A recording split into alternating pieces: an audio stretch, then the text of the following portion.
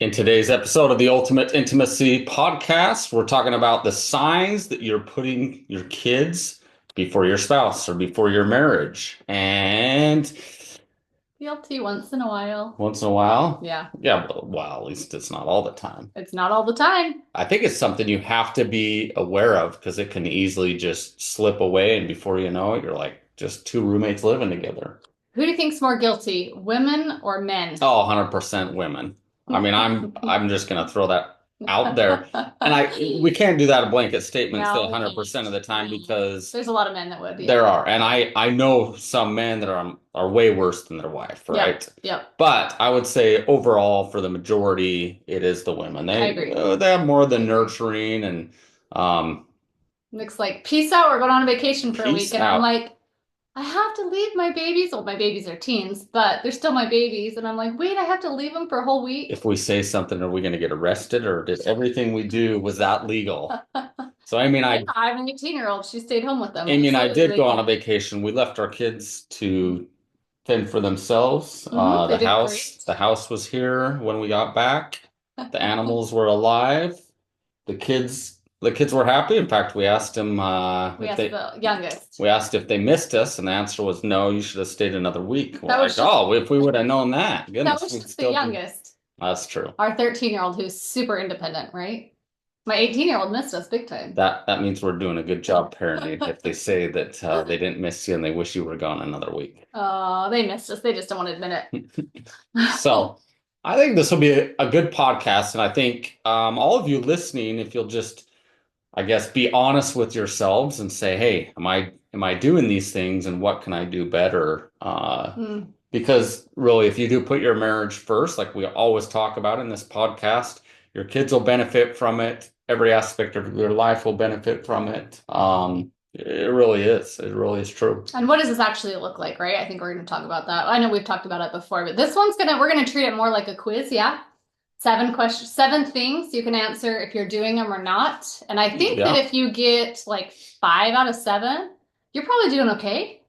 You're probably doing okay. But if you're getting 7 out of 7, You're doing amazing. you're doing amazing. I don't even know what this list, Nick put this list together. I don't even know what this entails. Amy, So it's gonna be Amy's, interesting. yeah, I just sent it to her. She's going in this blind. She has Mhm. no idea what it is. So that's gonna be what's fun is to have her read it and be like, oh, wait, Wait, no, that's I not do that. true. Wait, I do that. That's not true. Nick doesn't, I do. Is that what's gonna happen? You guys are gonna Okay. think, oh, they don't prepare for podcasts because he's just sending this to her blind. Like, No. what's gonna Sometimes the happen? best podcasts are just a quick discussion. So yeah, True sometimes we that. do. Sometimes we don't prepare. Look, we're preparing by having 23 years of marriage so far and a half. And I feel like we're doing pretty good on the parenting. We're not perfect, but we're doing all right. We've learned a lot. We learned a lot. And We've got 2 adult children now, so the reason why we've learned a lot is because we've done a lot of stuff incorrectly early on. really, you did? Oh, I did. Well, I'll say that I did. I'm just joking. Amy's been perfect the whole time in marriage, but I certainly made a bunch of mistakes. So maybe this podcast is more for me. I feel like I'm pretty amazing at this, but Oh, I think you are. most moms that love their kids and are trying their hard. No, but we're talking about not being a great parent. We're talking about putting your spouse first, which makes you an even better parent, right? Yes, and I'm not always perfect with that. So, But today we're talking about the signs that you're putting your kids yeah. first. Okay, number 1, you and your spouse rarely have alone time. Okay. I'm thinking of several people in my mind. Yep, I Not, know several. I'm not gonna say names, but I can read his mind, so I know exactly who he's thinking. oh, we totally. I mean, when you watch this type of situation, like they never have a waking moment alone, and you're like, how does your marriage survive if Right. you never have any alone time? Like every single thing is with the kids, with the kids, with the kids. Yeah. We were really bad at this one until like our son turned 10 and could start babysitting. And we'd leave him a phone and he was really responsible and it'd be more like later, like bedtime. So maybe the little ones were more like asleep or something, but we'd leave for a couple hours and he did amazing. And he's a very responsible, mature kid to this day. And Yeah. I think giving kids an option to like, I don't I'm not for like, oh, have your kids raise your kids, but like once a week for a couple hours, there's no reason the oldest kid, if they're an appropriate age or they're mature enough, you can take off, even if it's just to go on a walk or whatever that looks like, right? Well, think about it this way. As adults, we need some alone time, right? Some Hmm. time to just digest and go do our thing and whatever. Why would kids be any different? Right. I think it's healthy for the kids to not be smothered by their parents 24/7.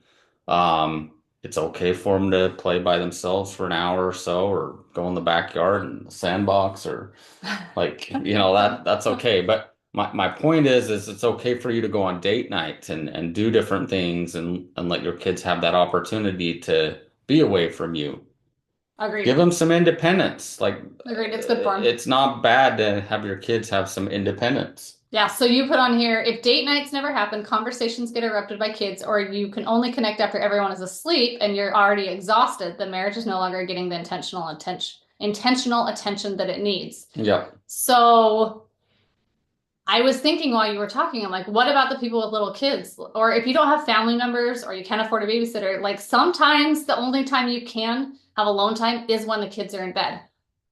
And I had a comment the other day, well, it was a little while ago. A wife said, "Well, how my kids are young, like we have zero time alone." And I was just so, wait, what? Like, Don't they take don't naps? they go to, well, husbands work.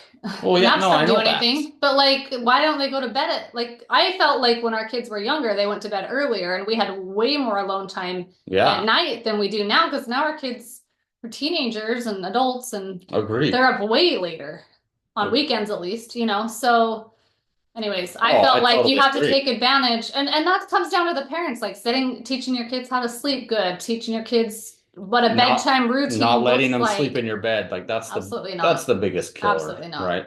Absolutely not. Letting your kids sleep And in we your bed. understand there's certain circumstances Sure, where there's special needs and stuff like that that make that different. But for a healthy child, yeah, not sleeping in the bed after a certain point, right? sure. After Or like out of 14 or 15. like No, I'm joking. I'm like joking. even if they're in your room, get them out of your bed as a baby. I don't know. No, There's safety things with that, but that's a whole nother yeah, we discussion. know people that like their kids are like getting a little older and they're still sleeping in their bed, and you're like, I'm not talking like 16 or 17, of course, but I got ridiculed once and said, it's just because you guys are rich Americans and you have bedrooms for your kids. Not all people have multiple bedrooms in their house. I'm like, yeah, I get we that. get Like, that. I totally get that. Like, we've been to other countries where it's we Well, there's understand always there's stitches. exceptions. We understand that. We understand that. Number two is parenting decisions always take priority over marital needs. If Okay. every disagreement, plan, or major decision is centered around the kids, you and your spouse's preferences automatically take the back seat. Then the marriage becomes secondary, which is exactly what we're trying not to do, right? Yeah, again, just examples of people we know. I mean, we see that so often where every decision, like where are we going to Mm-hmm. go to dinner? Oh, that revolves around the kids. What are we Mm-hmm. going to do here? That revolves around the kids. Like it's almost like they as parents can't make decisions. Amy and I talk about this all the time.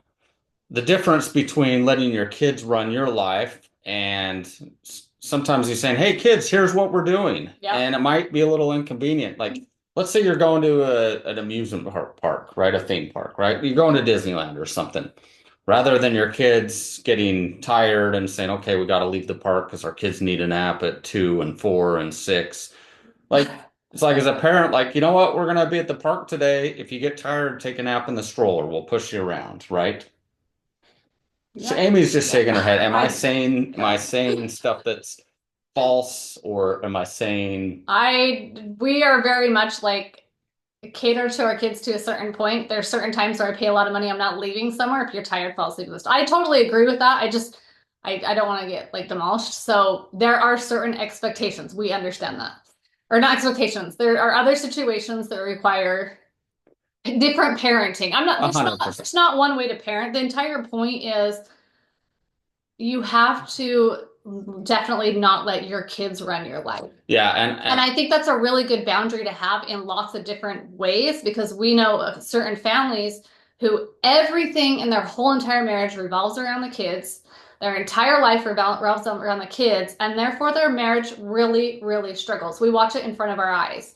Instead of saying, this is how it's going to work. This is good parenting. There's no neglect or something, but this is how we're going to run things so that our marriage can still be prioritized and our kids can be prioritized too. Like there is a balance to that. There's an absolute way to balance both of them. Well, and you think you're doing your kids a favor by giving them everything they want, meaning time and you're Yeah, actually doing them a disservice. They're actually going to be healthier probably long term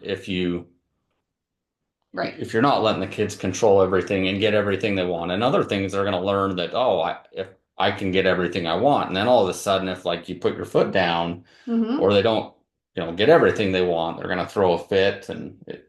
Okay, so I'm going to bring something up just because it's the holiday season. It's Christmas time, right? And it's the first of the month. And I was thinking a lot of couples have a hard time getting on the same page because maybe the wife wants to spoil the heck out of them, buy him a bunch of gifts, and the husband's like, I'm stressing over money. They don't need that much crap. It ends up in the garbage, all those kind of like different feelings, right? Where Mhm. spouses, and it might go the other way around, okay? But like getting on the same page financially when it comes to your kids is obviously going to help your marriage because this time of year can be really stressful and throwing a ton of money at your kids on crap that they don't need is going to affect your marriage either because you disagree on it or because it hurts the bank account. And I just wanted to bring that up because I think that there's usually like one, not usually, but like sometimes there's one spouse that just wants to like pour out the presents and spoil their kids, and the other spouse is like, this doesn't make any sense. And I think being on the same page with that, this is just one example Yeah, of being on the same page when it comes to putting your kids first. Like, is that hurting your marriage and your relationship? Are you arguing about this? Are you disagreeing about this? Is it hurting your bank account? Like, is it causing more stress on the person that is financially providing? Like those kind of things. This is what we're talking about. It's not just all like letting your kids do certain things or not making time for you two of you. It's other things too, like financial decisions, right? Like this is a really stressful time of year. it is. Yeah. Yeah. I mean, Yeah. I was going to make a comment, but I'll make it later when we're kind of on that Okay. subject. Okay. Three is you feel guilty doing anything as a couple without the kids. I'll speak on this one. Mom guilt is 100% real, and it's a nurturing attribute that we have that men. I think a lot of men do have it. I think a lot of men don't have it. I think that we are different. This can look the other way around. I know some men that are more nurturing than some Yeah. of the wives. Like, Yeah. absolutely, it can go both ways. But for the most part, I think that moms feel the mom guilt when they leave their kid. Like, when we go on a vacation for a week, which isn't very often, I definitely feel the guilt of leaving the kids, and Nick has zero. Is that accurate? Yeah. Yeah. I That's mean, accurate, right? it And is it's not accurate. because Mhm. he doesn't love our kids. It's just we have different nurturing inside our body. Like we're built differently. And I worry about the kids and I'm stressed about the kids while we're gone. And he's just like, peace out. We're gonna have a great vacation. And it's Yeah. just different for us. And same with date nights and same like sometimes he'll want to do multiple date nights and I'll have to leave my youngest, who's a teenager, but 2 nights in a row because we had plans or something like really fun or exciting. And Nick's like, yeah, we're going again tonight. Bye. And I'm just like, I can't leave her twice. I think it's important as couples to realize that that's okay, but you got to find a balance. And that's what I love that we both have those different like personalities so that we can help each other find that So balance. this is the same child that says, I wish you guys would leave. I'd rather be home alone. It doesn't matter. I That's still have the mom guilt. Yeah, that's what I'm saying is I want to respect her wishes. So that's why I'm taking Amy out on more dates. Like, hey, she wants us to go. Yeah. She wants us out of the house. So I guess we'll do what she wants, Yeah. right? No. No, you're right. I mean, I think it's a I, good, healthy thing to have like two different personalities and work together, right? yeah, and I think most men can relate to me. And most women can relate to you. I think for the most part, and I mean, it's going to look like different levels to everybody, But but like that if I'm gone like 5 hours at once, like say we go to like dinner and a movie or to a friend's house or like a party and we're gone for like a big, huge chunk of time, I don't care how old my kid is, like I start feeling the mom guilt, like I need to get back. but that's why it works is you have one spouse that is one way and another spouse that's one way, and so you kind of end up hopefully in the middle. It Like takes conversation. yeah, like if Amy if Amy weren't around, I'd probably be really extreme. If I wasn't around, Amy would probably be extreme. But again, that's kind of, you kind of balance each other out. And I think that's Hopefully. really, really good and healthy. So, Mhm. If you can find that balance without yeah, getting into arguments over it, right? Like I think you both have to give and take. And I think you need to not always involve the kids, but sometimes involve the kids. Like, are you okay if we're gone to this, this, and this? It's going to be a while. And they're like, we're fine, and can we invite a friend over? I don't know. There's just so many different situations. But agreed. okay, number four. How's everyone doing on the test? Everyone. Oh, I'm 100%. Nick has no problem putting marriage first. Four, most of your emotional time and energy goes into the kids. Um, Guilty just because they're busy as heck, and most moms are the ones catering to their every need. So yeah, we get it more exhausted than the men do in this area. Yeah. I know it can go both ways. Yeah. No, I mean, in some marriages, the wife's looking at the husband like, "Oh, you're around? I didn't even know you were still married." Like, I think no, for the average couple, I'm just saying like the average couple, I know like there's a lot of working moms. I know but like a mom that's with the kids all day, like if you have younger kids, if you are blessed to stay home, or maybe you choose not to stay home, whatever.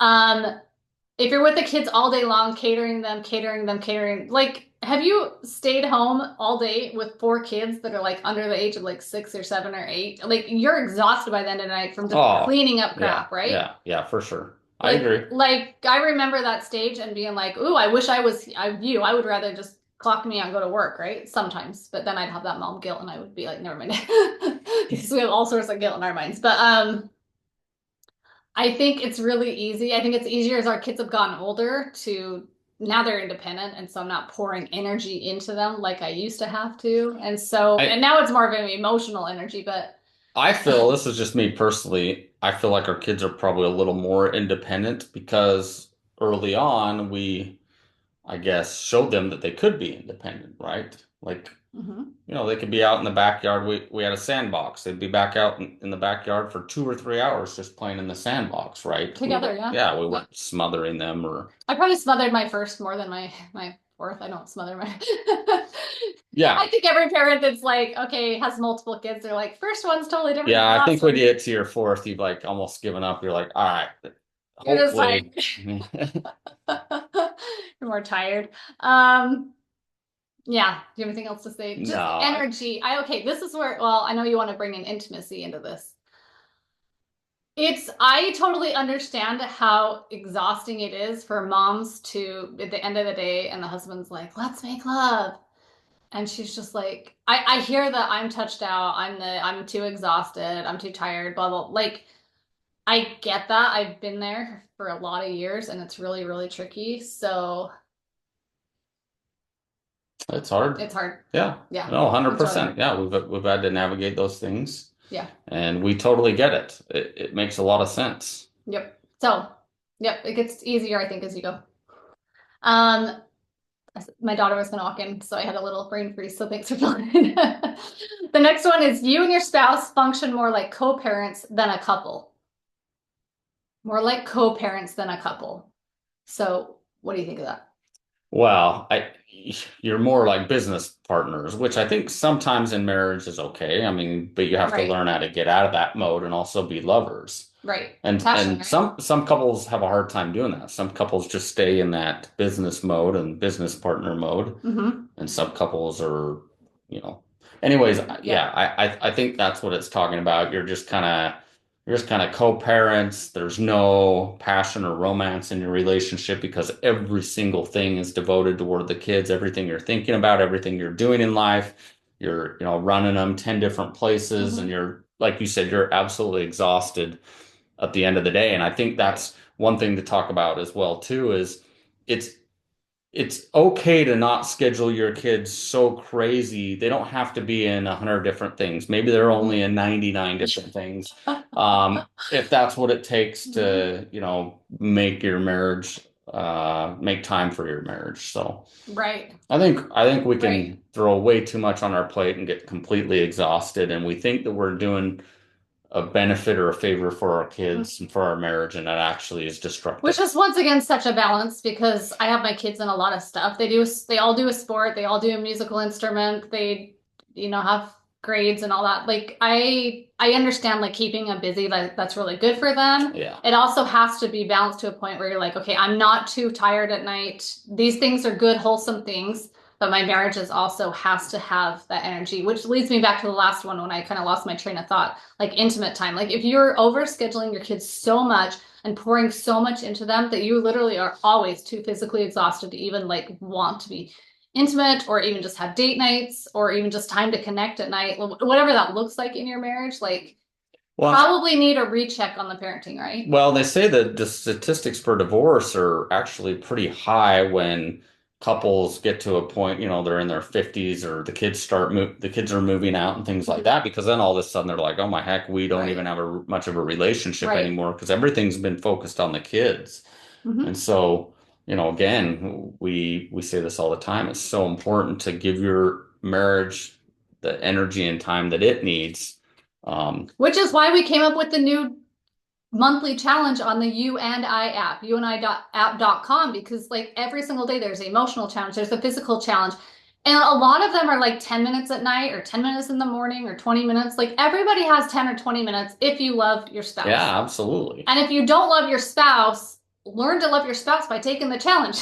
You know what I mean? Like the only reason you're feeling like you're disconnected or you're like your roommates is because you're not putting in that energy. Even if you're like, okay, I'm too tired at night, then put it in the morning. Get up 10 minutes early. Look at the challenge and be like, hey, if I just send my husband a spicy text at lunchtime, 10 seconds to text your spouse, and that can create some passion that we've been missing. Like, how easy is that? Yeah, Like doesn't it? it's not like it's such an easy challenge and there's some really fun things in it, but I just want to throw that in there because this parenting thing, so important, isn't the most important thing.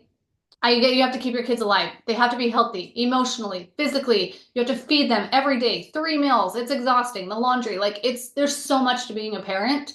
But 10 to 15 minutes a day to like improve your marriage for your kids, literally best gift you can But give if your you kids. if you send your kids off and get them moved out of the house and your marriage is far Crap, yeah. gone, I mean, you haven't succeeded, right? Right. And your kids, Mm-hmm. Amy and I talk about this often. Your kids see what a healthy and good marriage is like. They also can pick up and see what an unhealthy marriage is like. I mean, Mm-hmm. I come from divorced parents, so I've talked about when I grew up, I saw certain things or certain behaviors from Right. my parents that I'm like, oh my heck, I don't want that, right? Mm-hmm. Or, I mean, we pick up things as kids, whether good or bad, so we might as well be setting a good example for our kids. Right. Right. Agreed. And they will thank you one day. Our 21-year-old is dating now, like, in college and looking for a wife. And eventually, not, you know what I mean? Yeah. Actually, yeah, I guess, I mean, Hey, you're hey. dating for a wife at that age, like, no matter how many years it takes. But he like thanks me us all the time for showing him what a healthy marriage looks like. Like that is such a gift you can give to your kids to be like, I this is what I want. I've seen it from my parents and I know how to treat my future spouse. There, if like I know I've said this a million times, but like if you want your kids to be happy in the future, the best thing you can do is show them how to be happy in the Yeah. future. And that comes from their marriage. Like think of them having a spouse that they treat like crap or they get treated like crap. They've been watching toxic or maybe they've been watching super healthy. Like think about how much your marriage means so much of your happiness in your entire Mm-hmm. life, right? Like your Agreed. spouse is everything. Your marriage, how you handle conflict and loyalty and all these different things we talk about and put God first in your marriage. These things like teaching your kids that's if you love your kids, like you want them to be happy in there. I can't imagine like my kid coming like home to me at 30, 40, 50 years old and crying that their marriage is a disaster and they're getting divorced. And I know that happens, but like that's heartbreaking to me. I don't want my kids to go through that and I want to set them up as best as I can. I know that it's only a piece of them watching us, but like I want to do everything in my power to teach them how to have an amazing marriage because that is such a big part of their entire happiness, right? 100%. And if they're happier in their life and their marriage, you're going to be happier as a couple. I mean, just Absolutely. Absolutely. yeah. I mean, Yeah. if they're unhappy, then here you are in retirement age, and And you're you're like, oh dealing my with heck, their I'm feeling happiness too. exactly. Everybody's It's a happiness cycle. is affects everybody's happiness in a family, Yep. right? I think a lot of people don't even recognize that. So you might as well just put your marriage first and be Yep. happy. Yeah, for your kids. You already kind of said this one. Your kids' schedules dominate every aspect of family life. We know a family who we're both thinking of where in all these sports, just everything is catered to the kids. Everything. I don't even want to go into it. Everything is catered to the kids. Marriage is literally a wreck. And it's so obvious, yet they can't see it, and it makes me sad. Well, it almost is like, okay, if our marriage is bad, I'm just going to put more energy and time and effort into my kids Right. because that is the one. My marriage isn't Mm-hmm. happy. My kids make give me Mm-hmm. happiness, right? Mm-hmm. So I'm going to dump more energy into that because this just isn't where I want it to be. Right. So, you kind of see people that are in that situation almost double down and even make it worse because that's the happiness. That's where they're getting their happiness.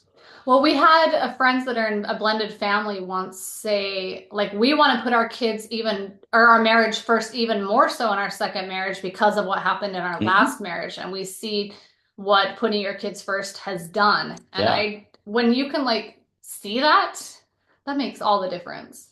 And I think you're right. Like, a lot of people are like, well, my spouse is a 50-50%, people get divorced 50-50. So, my kids are my kids forever. So I'm going to Yeah. pour into my kids. Like it wouldn't be a 50-50 if both spouses were putting in 100% Well, in into their fact, we have a marriage. lot of people in their second marriages contact us and they're like, yeah, my first marriage didn't pan out. So I'm even more devoted to giving my kids more Mm-hmm. attention because the chances are this other marriage might not work out and my kids are what are really important. And we hear that We religiously hear and it. we're just sitting there thinking, oh my heck, like if you got divorced, for many that got divorced, it might have been because of that reason, right? Because their marriage wasn't a priority. And now they're doubling down on the same thing that kind of put them in that situation instead of Mm-hmm. learning and thinking, "Gall, what did I do wrong the first go around? Maybe I should change some things." And again, Yep. like your kids are going to see that. Yeah. It's Yeah. it's not going to be healthy for your kids to see you go through two or three marriages. It's going to be more healthy to see like, "Oh my heck, my mom or my dad found someone new and they're so happy together and their marriage is amazing and I'm so happy for them." And, Mm-hmm. as coming from again, divorced parents, like that's, Mm-hmm. as a child, it would be a lot healthier for me to see my parents when they got divorced to find spouses that they're happy with and that they love each other and spend time and attention. And that's what happened in one side anyways. We've been wanting to do a podcast episode just on blended families. So if you're in a blended family and you're like, I really want to hear from like a therapist or someone that's in a blended family, let us know and let us know what questions you want us to ask. Because I think We it's are going to really prepare for important. that. Yeah. I think that's really important to talk about that and how hard that is in a blended family because we have our dear friends that have a lot of kids together, handful of kids, and putting their marriage first has been a game changer for them, but super tricky too. Like it's really hard, right? To Hmm. find that balance and to just find out like what that looks like and how you do it and why that is so important. So yeah, if you're in a blended family, please write us. Let us know what questions you want us to ask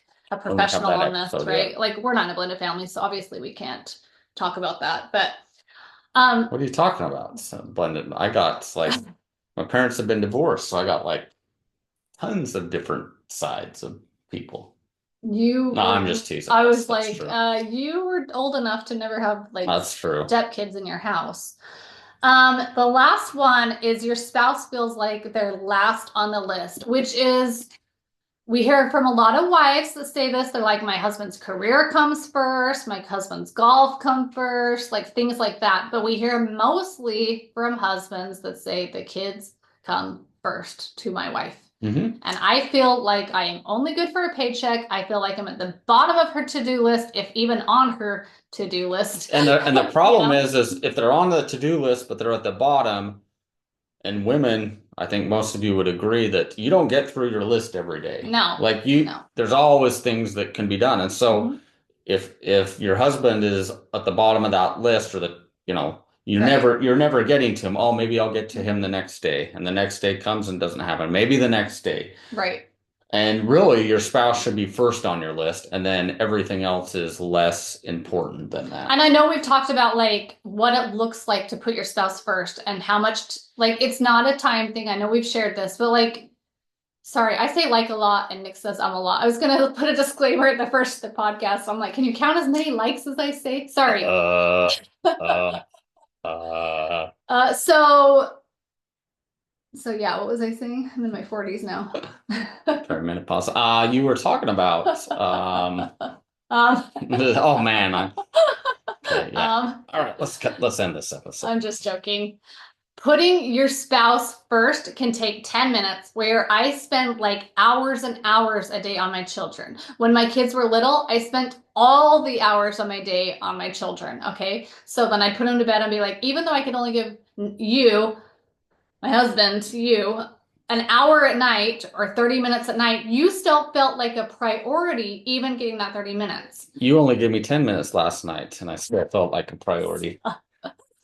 I gave 10 minutes. Yeah. Well, I still felt like a priority. You felt like a priority. I actually did. gave you 2 hours in the hot tub. That's true. So, Yeah, you're no, it right. was not 10 minutes. We connected emotionally for 2 hours in the hot tub. That's good. Which Yep, that's good. He's getting cut off. Yep. Everyone's like, don't cut him off. I'm like, there's certain times he needs to get cut off. It's not a time thing. If you, wives, if you were to text your husband, I want you, I appreciate you, I think you're hot, it takes 5 seconds to send that text. Your husband's gonna feel like he is your number one. And you can go spend 10 hours with your kids. That one text is gonna make him feel like he is your number one. And husbands, if you walk in the house after work and you give your wife this big hug and you go straight to the sink and start doing dishes, she's gonna feel like you're number one. Like you just look around and start cleaning and be like, babe, I appreciate all you did for me today. Let me make dinner tonight. She's gonna feel like you're number one. Like it's those little tiny things that make your spouse feel like a number one. And it's not like we understand more than anyone that our kids take 80% of our day. If we can just give 5% to our marriage, we both feel like each other's number one. 100%. Because it's not about finding some time balance. It's about prioritize. It's just about making them feel loved. It's really just that simple. Yeah, love it. You know? In an upcoming episode 2, we're going to share a new way that that I learned that your spouse gets turned on. We always talk about foreplay and different things. Amy came to me last night. She's like, "Oh my heck, those Christmas lights, they look good that you put on the house." She's like, "I owe you." I was like, "What?" That was pretty nice of me. She's like, "I owe you." So, leave it. anyways, if husbands, it's Christmas time. If you want your spouse to be in the mood, just put up amazing Christmas lights. I think that one's already passed. I think everyone's lights are up. But what you can do is download one of our apps. You can get the Ultimate Intimacy app at ultimateintimacy.com. Go grab the conversation starters. Take her on a nice date. Talk to her. Listen to her. Romance her a little bit. That's what she wants. For the husbands, wives, download it. Go play the intimate game. Say, hey, I want to play the intimate game with you tonight. Big smile on the husband's face. You can also download our You and I app. It's new. It's a monthly subscription. It is different. It has features that you're going to use more daily, like the Harmony Home feature, getting on like the mental load, getting on the same page, like with household tasks, the daily, or I guess it wouldn't be daily, but weekly date night feature, which you'd be using all the time. And then our brand new challenge, which is daily, has printables included, new games, like every day you're getting something new and you're unlocking every single day. That challenge, that app is a monthly subscription app. It's different. And then we have tons of great products still and stocking stuffers that are going to give you, the gift of you. Yeah. If you need some good stocking stuffers, shop.ultimateintimacy.com. We'll ship them to you fast. And your marriage is going to love it. Put your marriage first this holiday season. For your kids. And your kids will thank you for it. So yep. I'm sorry for rambling. I'm sorry for any comments that I made. I'll just apologize now. Likes and ums. The likes and ums, yeah. Sorry for that. Anyways, we hope you enjoyed the podcast. We hope all of you have a great holiday season. And until the next podcast episode, we hope all of you find ultimate intimacy in your relationship.